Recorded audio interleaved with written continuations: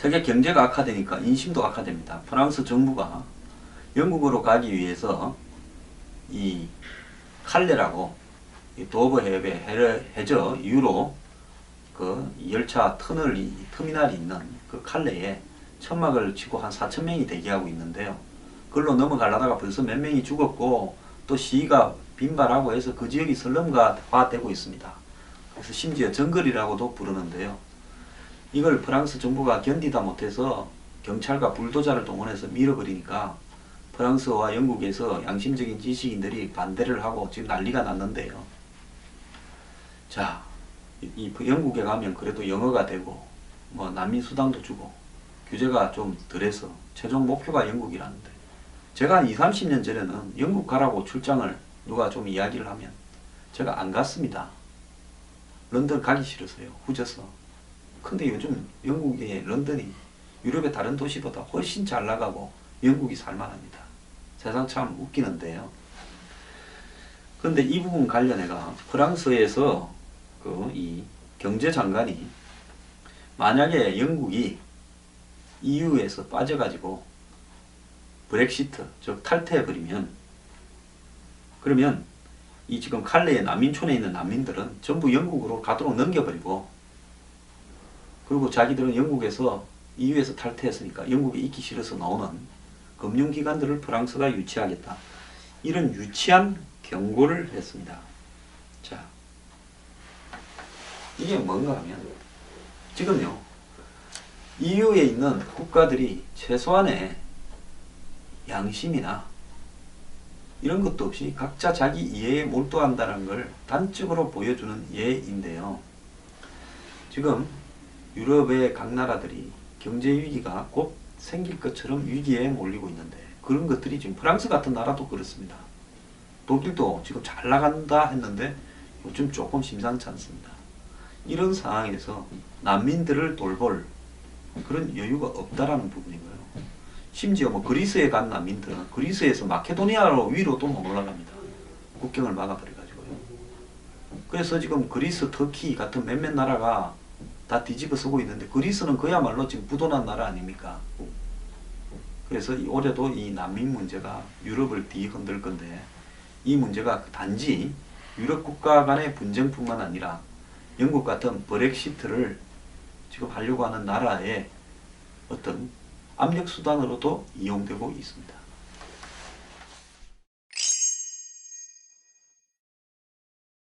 우리에게 하늘과 뭐 바람과 별과 시로 유명하고 또 서시가 유명한 윤동주 시인, 그분이요, 참 무슨 혁명가도 아니고 독립운동가도 아니었는데 그야말로 당시 한국이 처한, 조선이 처한 식민지 현실에 대해서 안타까워하면서 아름다운 언어로 남겼는데, 그 이종 사촌입니까? 송몽규 잘못 만나서 깜빵에 갔다가 한마디로 이 치안 소요제를 일으켰다 해서 징역 2년을 받았다가 일본 후쿠오카 교도소에서 죽었는데, 해방이 되기 6개월 전에 죽었습니다.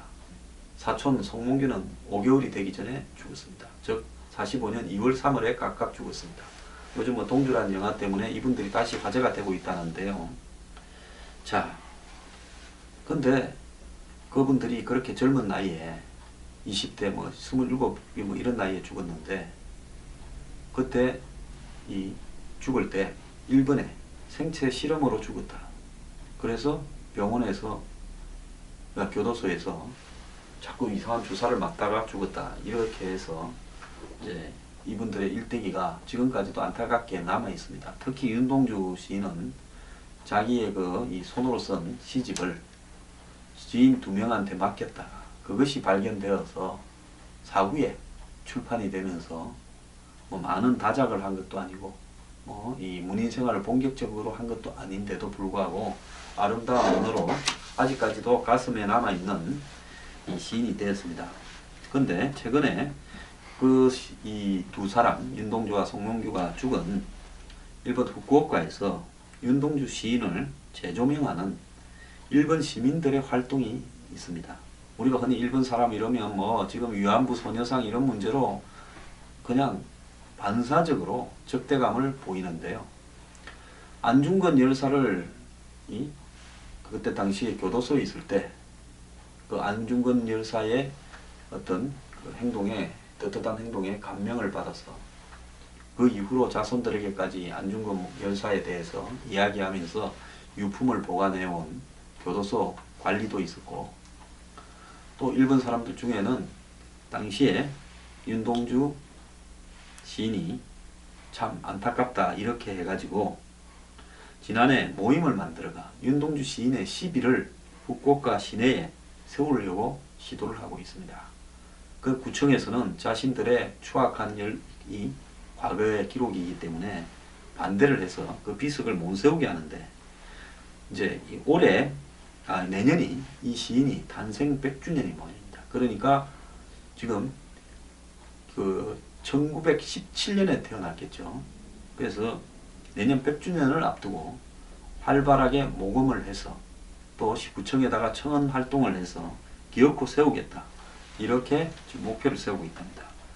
그래서 시인이 숨을 거둔 이곳에 그의 시를 새긴 추도비를 세워서 후세에 윤동주를 남기고 싶다. 이것이 후쿠오카 대학의 명예교수로서 이 운동을 주도하는 분의 이야기입니다. 그러면서 이분들은 매달 윤동주의 작품을 낭독하는 이 모임도 열고 있습니다. 그래서 그 모임의 대표가 치열한 고민 속에 쓴 윤동주의 시는 언어와 시대가 달라도 사람들에게 큰 감동을 준다, 이렇게 이야기를 하고 있습니다. 한때 이 윤동주가 동경에서 다녔던 기독교 대학인 립교 대학을 중심으로 해서 주도 행사와 유품 전시회도 열고 있는데요.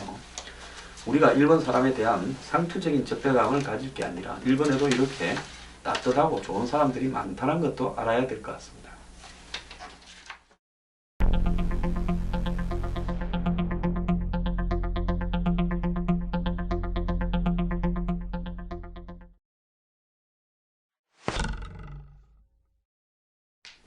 2011년에 있었던 쓰나미로 인한 후쿠시마의 일본 그 원전 사고, 정말 큰 충격이었습니다. 쓰나미로 인한 피해도 엄청났지만 사실 쓰나미로 인한 피해는 복구가 가능했지만 이 원전이 사고가 나면서 발생한 한마디로 거기에 이 관련되는 방사능 누출은 비교할 바가 없는 충격을 줬습니다. 아직까지도 지금 우리 사회도 영향을 미치고 있습니다. 지금 뭐 일본산 방어가 지금 시중에 한국산 방어로 속여서 많이 오는데 일본산 방어는 수입 금지되어 있다. 왜? 일본산 방어에는 후쿠시마 사고로 인한 방사능 누출이 되어 있을 가능성이 있다 해서 그렇다는 겁니다. 그래서 일본 사람도 뭐 히라시니 뭐니 해서 방어 좋아하는데요. 지금 방어의 계절인데 지금 아직까지도 한국 생선 먹는데 영향을 미칠 만큼 그 후유증이 큽니다. 근데 일본 도쿄 전력이 후쿠시마 사고가 3월 달에 났는데 2달 동안에 이 원자로가 손상이 간 거지 녹아내리지 않았다. 즉 노심 용융이라고 부르는 멜트다운, 녹아서 내리는 현상이 일어난 건 아니고 그냥 원자로에 손상이 왔다, 이렇게 이야기를 하다가 5월달쯤 돼가지고 멜트다운이 있었다라고 이야기를 했습니다. 자, 5월달에 뭐라는가 하면 이 사고 발생한 직후부터 노심 손상이 되고 다음날 아침에는 연료의 대부분이 압력 용기 바닥으로 녹아 떨어졌다. 그래서 멜트다운을 인정한 겁니다. 즉 2달 동안 사건 초기 중요한 국면에서 한마디로 어떻게 이 지금 후쿠시마 원전 사고를 봐야 되느냐. 자, 원전이라는 것은 이 원자로 격납고가 있고 격납고를 둘러싼 원자로가 있고 원자로는 크게 봉쇄되어 있죠. 그 안에 원자로 안에 일종의 구멍이 뚫힌데 이 우라늄, 고농축 우라늄 연료봉이 들어갑니다. 그러면서 이걸 식히기 위해서는 바닷물이 들어와서 이렇게 순환적으로 식히는데 이 당시에 이 물이 덮쳐서 전기시설을 갖다가 침수시키는 바람에 물이 들어와서 이렇게 식히는 구조를 만들지 못했습니다. 그러니까 열이 올라가기 시작을 해서 결국은 원자로가 녹아내렸는데요. 일본의 당시에 동경전력이나 일본의 국가 시스템에서 결론을 빨리 내렸다면 바닷물을 부어가지고 그 원자로를 이렇게 식혔으면 될 건데 초반에 이 바닷물을 붓게 되면 원자로를 다시는 못 쓸까봐 바닷물을 붓지 않았습니다. 그러면서 그 사이에 다 녹아내려 버렸습니다. 그럼 녹아내렸다면 엄청난 우라늄을 비롯한 방사능들이 이 외부로 유출되었을 건데, 이런 부분들을 갖다가 감추기 위해서 초기 2달 동안에 완전히 이 우라늄이 밖으로 유출되었다는 사실을 감추기 위해서 원자로에 손상은 갔지만은 원자료가 녹아서 바닥으로 녹아내렸다, 이렇게 말을 하는 겁니다. 그게 녹아내렸다면 거기에 있는 핵 연료봉들이 전부 다 어떻게 됐겠습니까? 밖으로 다 유출됐다는 거죠. 그러면 세계적으로 이렇게 주는 충격이 체르노빌 사건처럼 매우 커지기 때문에 일본이 받을 피해가 엄청날 거기 때문에 그런 부분들을 감추려고 했다는 겁니다. 그래서 2달 동안 감추다가 이 사건에 대한 관심이 약간 떨어졌을 때 슬그머니 멜트다운이 있었다고 인정했다. 근데 처음부터 그게 아니라 알고 있었다. 즉 노심 손상 정도가 아니라 원자로에 용융 현상이 일어나고 있었다라는 것을 알고 있었다라는 것이 이번에 나온 겁니다. 도쿄전력은 이 2달이 지나서 인정한 걸, 멜트다운을 인정한 것에 대해서 그동안 이 원자로가 녹아내렸다라고 판정할 근거가 없었다 했지만은 실제로는 다 알고 있었고 일부러 심각성을 축소했다 는 것이 이번에 밝혀진 겁니다. 이에 따라서 니가타현 지사는요, 사고 후 5년간 이런 사실들을 공표하지 않은 것은 매우 유감이고, 사내에 매뉴얼이 있었고 사고 당시에도 조직적으로 그 매뉴얼에 따라서 원자로 손상인지 원자로 멜트다운인지를 알 수 있었는데 이거를 은폐한 것이 누구의 지시였는지 밝혔으면 좋겠다, 이렇게 이야기를 했습니다. 도쿄전력은 조사하겠다 하지만 허지부지 될 겁니다. 일본 사회를 보면 정말로 신기한 것이 후쿠시마의 이 원전 사고에 대해서 책임을 지고 깜빵에 간 사람이 하나도 없습니다. 불강력적인 사고처럼 하면서 그 피해는 뭐 정부가 개선을 하기 위해서 노력을 하고 있으니까 국민들도 다 감수해라, 누구의 잘못도 아니라고 끝내버립니다.